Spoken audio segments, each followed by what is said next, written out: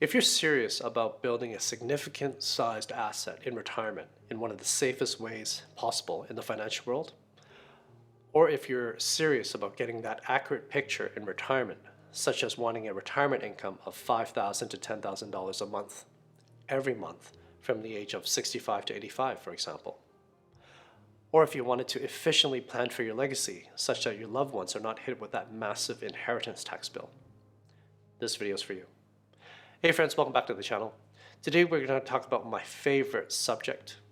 We're going to have a look at what premium financing is and why it matters to you. We're going to have a look at why banks are willing to invest with you in this financial setup. And we're going to have a look at some of the case examples. Let's check it out.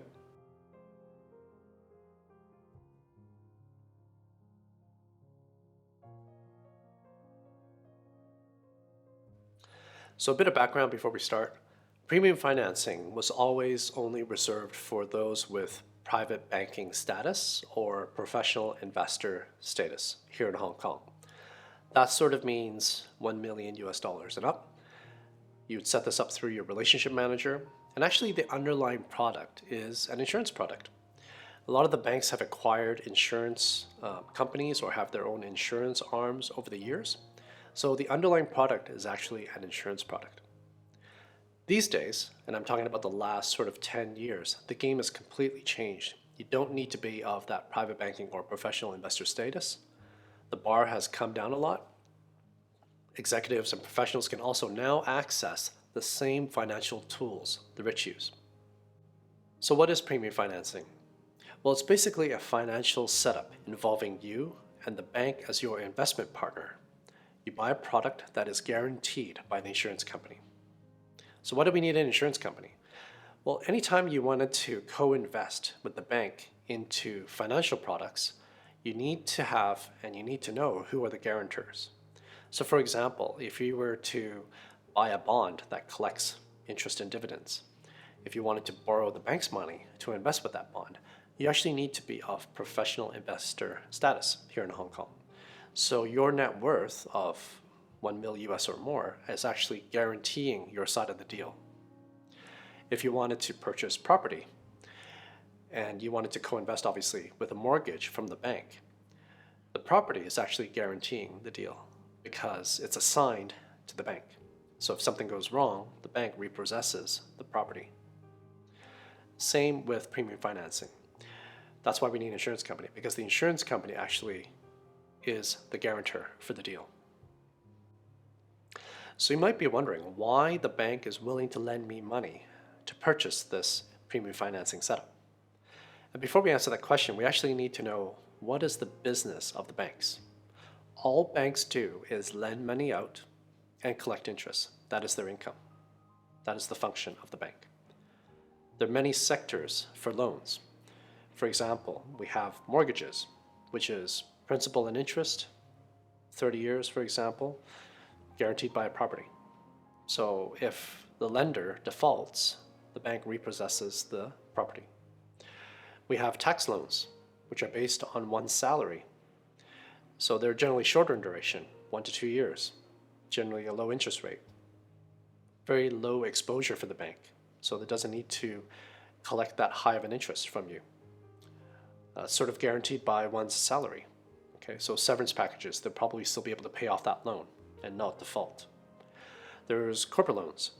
There's credit card loans even, which are generally unsecured and generally of much higher risk to the bank.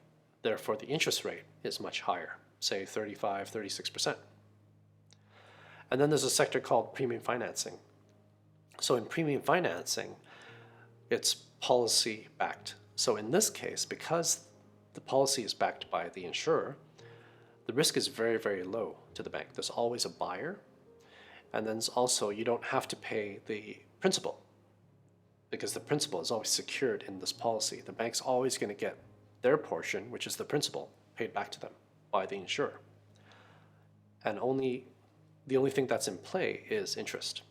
So you only have to pay interest on these premium financing setups, and even for a much longer duration because it's very low risk for the bank. And that brings us to the general trend with regards to lending. The longer the banks are willing to lend for, the lower the rate means the safer the investment setup is, as we've just detailed. And that's exactly what we're investing in. You see, insurance companies have these investment products, and they go by many names depending on which part of the world you're from. But basically, those are the ones that hand out a dividend and hand out a crediting interest rate. And then you throw in the mix of what the insurance company is very, very strong for, which is actually a death benefit or a death benefit payout. And now you have an investment product which is solid and it benefits all parties involved in it. And here's why. So who are the parties involved? So first and foremost is yourself. You might have seed capital from a remortgage or a sale of a property or maybe savings. And this generally makes up about 30%. Then you have your counterpart, which is the bank. They come up with 70%. And together, this all goes and gets invested in the investment product at the insurer, which is 100%. And all this does is collect interest or collect dividends. And so you have a very accurate and predictable picture now of where you're going. So what are some of the elements that make this a truly great setup? Well, it's actually rare, but all three parties win. And better yet, it's actually in a very low risk setup. So for example, the bank. The bank has a channel to lend out its money and collect interest in a very safe setup.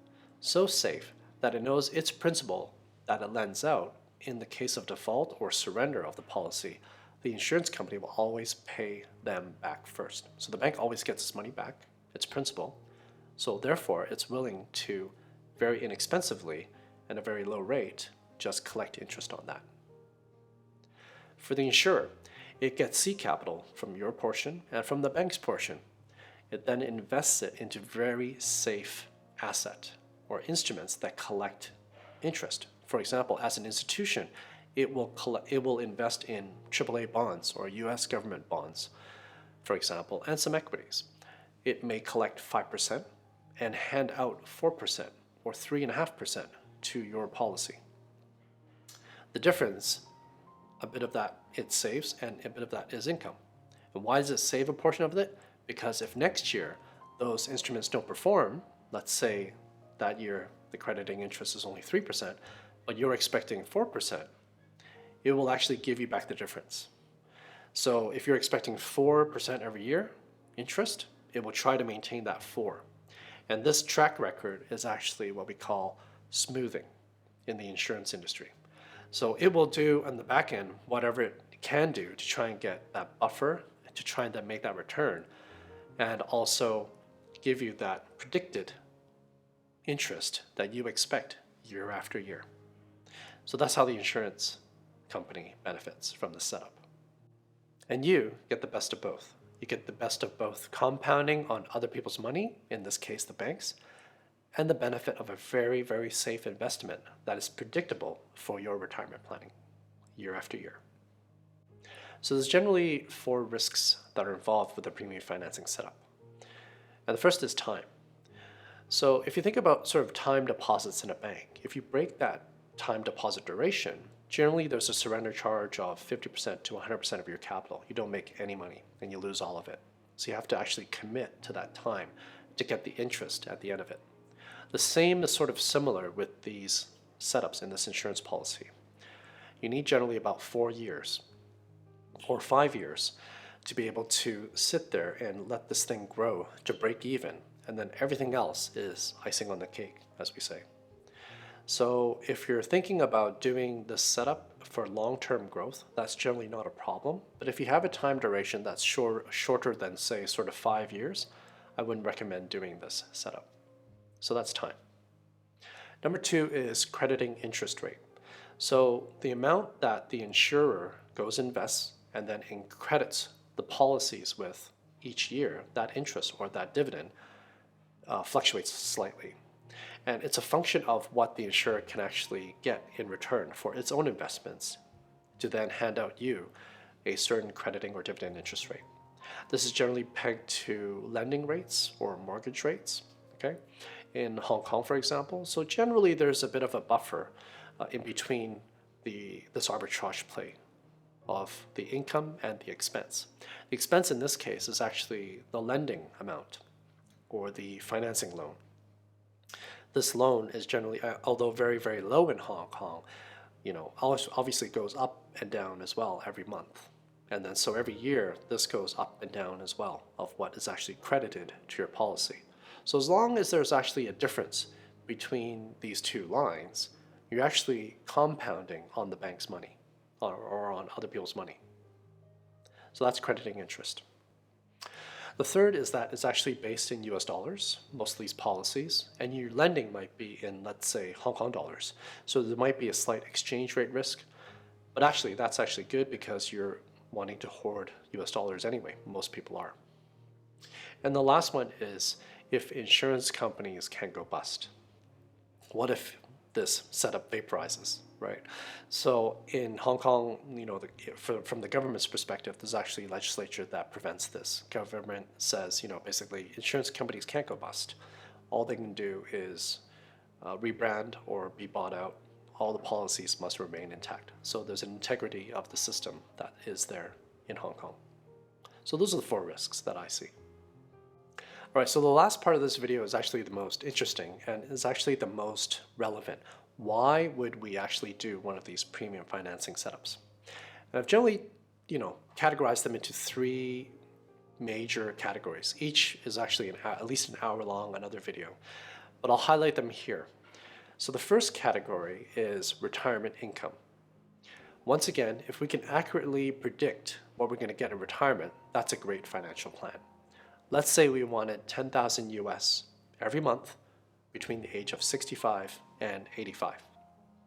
We want to pay for our retirement income, everyday costs, everyday expenses. We want to pay for medical costs accurately. Medical costs only go up every year as we age. So that actually is one major category, which is one major reason why you would do premium financing today. The next reason is actually one of my favorites, which deals with legacy planning. And with legacy planning, we usually, with the Commonwealth countries these days, with worldwide income, have massive inheritance tax implications. Okay, so if you have that large estate, you need to pass that down. Your loved ones might be faced with a massive, massive tax bill. And what if upon your legacy or upon your death, you can efficiently and accurately pay for that through the death benefit and also provide them with income? So you can do this very efficiently. For example, 1 to 12 leverage with premium financing. So the third category is actually corporate applications. And let's say I'm a business owner. I have a wish of one day transferring this business to my son or daughter, but business is actually not doing too well. I won't have the same amount that I want to transfer down. Business size is actually decreasing. What can I do? Well, actually, I can have a look at this premium financing setup and fulfill that same wish with a very small amount of seed capital, but actually having the company pay for the expenses or the company own this policy to fulfill my legacy and my wish. The second, obviously actually more applicable, is key man insurance. Let's say my CEO is worth X amount of dollars to the company every year in revenue. Upon his or her death, my company would suffer a massive loss. So I want to protect their worth through a key man insurance. So once again, through about 1 to 10 leverage, 1 to 12 leverage, we can do this very efficiently at a company cost, at a corporate cost, to ensure the longevity of the business. Right, so thank you for making it to the very end of this video. In conclusion, I think if you were to build a very significant sized asset and to do it very safely and to have a very accurate retirement picture, premium financing is very hard to beat. Of course, we have speculative assets such as stock trading accounts, crypto trading accounts, etc., shorter term projects. But for the bulk of one's asset, I think it needs to actually be predictable in retirement. And once again, the premium financing setup allows us to achieve this. So much that the bank actually is willing to put in about 70% of this deal in with you. So it's actually done a lot of its due diligence as well. I think in general, we need to take advantage of certain benefits that are occurring right now, such as in most major cities, property prices are extremely high. considering doing a remortgage because the lending rates are actually really, really low. You're talking 1.5%, 1.2% to 2% right now. And, generally banks are very efficient, in terms of leverage. So you can probably get good leverage on a lot of products. And it's principal protected. It's guaranteed by the insurance company. So you want stuff that is solid for you going forward into retirement. So I hope that this video has helped you get a little bit of an idea of one of my favorite subjects, which is premium financing. If you like the content, kindly give me a like and a subscribe. That would really help the channel. And I look forward to seeing you in the next one. Thank you.